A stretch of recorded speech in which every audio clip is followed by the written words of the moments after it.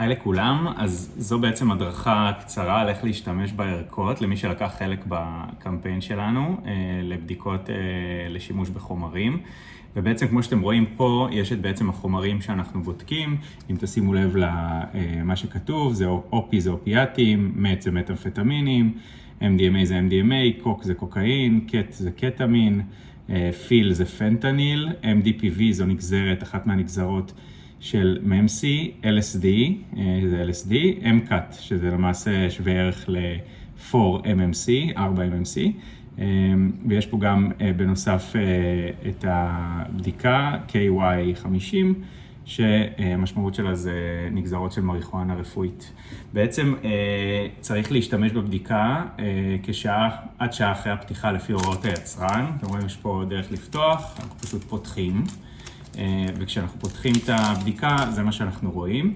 בעצם את כל החומרים שהקראתי לכם, יש פה ממש מסומנים משני הצדדים. שימו לב שזה משני הצדדים, ופה יש את האזורים שבהם נבין אם זה חיובי או שלילי. אני אסביר בהמשך.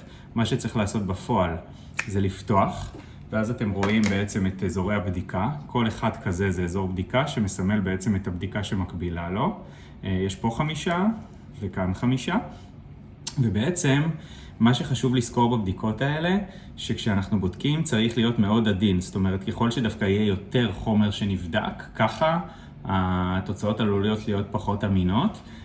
ובעצם מה שאנחנו צריכים לעשות זה בעצם לגרום לאזורי בדיקה האלה, ממש להריח את החומר שבודקים, ולא לערבב את החומר עצמו במים ואז לשים, אלא אם יש לנו כאן הפקעה, במקרה הזה זה אגב אטנט פשוט, שפשוט פוררנו, ואז מה שצריך לעשות בפועל זה ממש בעדינות, 1, 2, שפשוט כל האזורים ייגעו בחומר עצמו, ואפילו אחרי זה אפשר לדפוק קצת ולהוריד חלק מהחומר.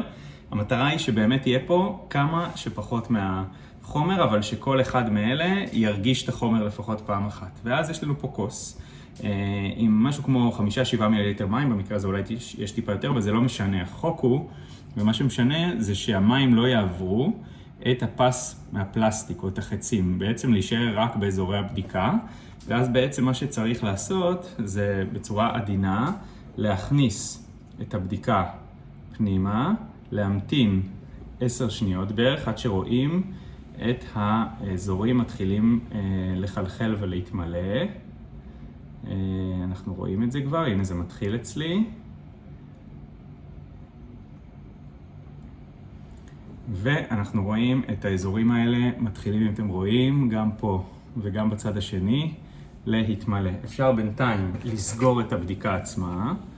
אנחנו סוגרים ממש, אין שום בעיה, זה יותר נוח איכשהו. ולתת לה לחכות משהו כמו 5 דקות. אחרי 5 דקות בעצם אנחנו צריכים לעשות את הקריאה. והקריאה בעצם תראה לנו, ומה שחשוב לזכור פה, ששני פסים, זה קצת הפוך ממה שחושבים, 2 פסים שווה שלילי, ופס אחד שווה חיובי. אפילו אם רואים פס אחד ועוד פס שהוא ממש ממש חלש, זה עדיין נחשב לשלילי. ולכן ככה צריך לקרוא את זה. יש לקרוא את זה אחרי 5 דקות, ואחרי חצי שעה כבר אין מה לקרוא את זה יותר. הרבה פעמים זה משבש כבר את התוצאה אם מחכים יותר מדי. ואנחנו נמתין ונראה עכשיו את התשובות.